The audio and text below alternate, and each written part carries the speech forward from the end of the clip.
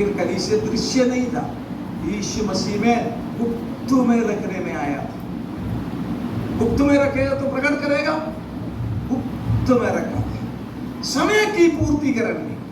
परमेश्वर अपने पुत्र यीशु को संसार में मानवीय के रूप में भेज दिया। उस पुत्र के बलिदान के द्वारा इस संसार में क्या स्थापित हो गया? कलीसिया स्थापित हो गया। लेकिन वो कलीसिया कब का है? दुनिया की मंडान की उत्पत्ति की पहले से।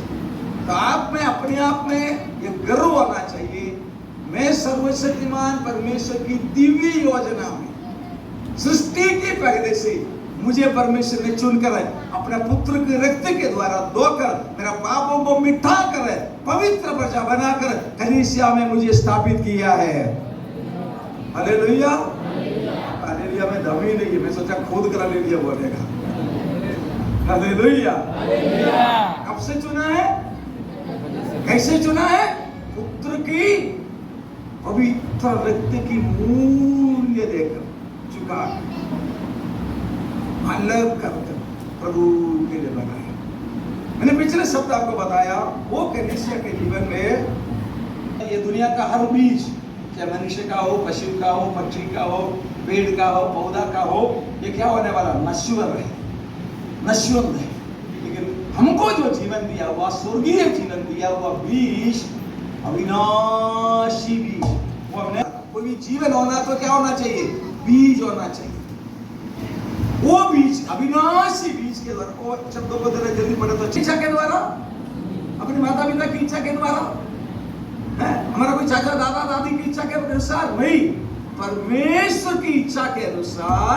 कोई धर्म का इच्छा नहीं, कोई देवता का इच्छा नहीं, आपका खुद का भी इच्छा नहीं, परमेश्वर की अपनी इच्छा के द्वारा, अपनी सत्य वचन के द्वारा, सत्य के वचन के द्वारा उत्पन्न किया। देखो कैसे कर दिया है? आप वचन के द्वारा उत्पन्न किया हुआ एक मान्य व्यक्ति है। पत्रोस में भी पढ़ी, पहला पत्रोस पहला अध्याय का 30-23 वचन। नहीं, दुनिया का जितना भी बीज है जहां से जीवन का उत्पादन होता है, वो सब कुछ नश्वर, नाश होने वाला है। लेकिन मेरा और आपका जन्म नश्वर बीज से नहीं, कि सदा ठहरने वाला वचन के द्वारा नया जन्म पाया है। हाथ उठाकर प्रभु को धन्यवाद करके कहिए, मेरा क्या हो गया? तरुण भाई, हमारा सौभाग्य यही है, ये किसी को पता नहीं था। हमारा क्या हो गया? माता पिता के द्वारा शारीरिक जन्म हो गया। धन्यवाद। मदेश ने सारे माताओं को सल्यूट करता है, उनके द्वारा एक मनुष्य रूप हमें मिल गया। उसने अपनी कोख में हमें लेकर जन्म दिया, पिता माता का मेहरबानी से। लेकिन वो शरीर कैसे है? नश्वर है। कभी पेट में ही मर जाते बच्चे, कभी छोटे उम्र में मर जाते, कभी खेलते खेलते मर जाते, कभी बुढ़ापे तक रहता है, फिर भी मर जाता है। लेकिन वो मरने के पहले एक और जीवन प्रभु ने आपको दिया है। वो जीवन का नाम है नया जीवन, नया जन्म। यीशु ने बोला, जब तक तू नई सिरे से ना जन्मेगा तो परमेश्वर का राज्य कदापि। ये शरीर से हम लोग कहां नहीं जाएगा? स्वर्ग नहीं जाएगा। उसको कितना भी अब खिला दो, कितना भी पिला दो, कितना भी उसको पाउडर लगा दो, कितना भी उसको दिन में 8 बार नहलाओ, ये शरीर क्या नहीं होने वाला है? स्वर्ग नहीं जाएगा। लेकिन ये परमेश्वर का मंदिर है, इसलिए मंदिर को क्या रख रहा है? साफ सुथरा रखना है। क्योंकि परमेश्वर कहाँ नहीं रहता है? गंदगी में नहीं रहता है। इसलिए हमारा शरीर परमेश्वर का मंदिर होने के कारण उसको शुद्ध रखना है। क्योंकि कौन वास करता है इस मंदिर में? पवित्र परमेश्वर, अदृश्य परमेश्वर। कहाँ वास करता है? ये मेरे शरीर में वास करता है। इसलिए इसमें मावा, गुटखा, बीड़ी, चोरी, व्यभिचार, गंदगी, झूठ, लालच, धन का मोह, नाम भी नहीं लेना चाहिए। मेरा क्या हो गया? नया जन्म हो गया। कैसे जन्म हो गया? नया, अविनाशी बीज के द्वारा मेरा नया जन्म हो गया। नया जन्म पाया, इसका मतलब हमारा उद्धार हुआ है। हालेलुया। क्या हो गया हमारा? उद्धार। आज दुनिया, पूरा हिंदुस्तान उद्धार की खोज में है। सच में उद्धार के लिए इतना मेहनत करने वाले लोग विश्व में कहीं भी नहीं। वो लोग कहते हैं कर्मों से उद्धार पाने के लिए कोशिश करता है, लेकिन विश्व के इतिहास में आज तक एक आदमी को भी कर्म से उद्धार नहीं मिला। मेरे बाइबल में लिखा है उद्धार अनुग्रह से मिलता है। हालेलुया। अगर कर्मों से उद्धार मिलता था, धनवान तो कर्म करता था, गरीब कहां धर्म करेगा? उद्धार कहां से मिलता है वो अलग विषय है, मैं बाद में कभी उसके बारे में प्रचार करूंगा। आज मेरा कलीसिया क्या हो मैं आपको बताना चाहता हूँ। हमारा अनुग्रह कैसे हो गया, हमारा उद्धार कैसे हो गया? अनुग्रह से, मुझ पर अनुग्रह हुआ, और दूसरे शब्दों में उसने मुझे पसंद कर दिया। हालेलुया। समझ आ रहा कि नहीं?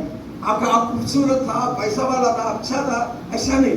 वो सर्व सृष्टि करता, अखिलांड का निर्माण करता प्रभु को आपके ऊपर दया हुआ है, आपके ऊपर प्रेम हुआ है। उसने क्या कर दिया? पसंद कर दिया और बोला बेटा। हालेलुया। मानो एक बड़ा धनवान जवान एक गरीब लड़की से पसंद आ गया। माता पिता बोलो, सारे दुनिया बोलो, बेटा तो बड़ा संबंध परिवार का है, वो गरीब झोपड़ी में रहने वाला लड़की से प्यार मत करो, तुम्हारी इज्जत का कचरा हो जाएगा। फिर वो बोलेगा इज्जत की सवाल नहीं है, मुझे पसंद आ गया है। मुझे किसने पसंद कर दिया? स्वर्ग और पृथ्वी का धनी, राजाओं का राजा, प्रभुओं का प्रभु, ये विश्व दृश्य अदृश्य सब बनाया, उसने मुझे पसंद कर दिया। हालेलुया। पसंद करके अपने पुत्र के लिए मुझे दुल्हन के समान प्रस्तुत करके उनके सामने प्रस्तुत। प्यार परमेश्वर के लोगों, आप अपने आप को हल्का मत समझिए, अब अपने आप को सस्ता मत समझिए। हालेलुया।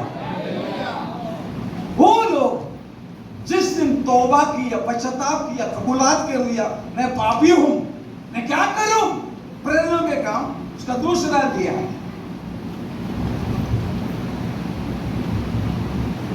प्रेरणा का काम उसका दूसरा दिया है।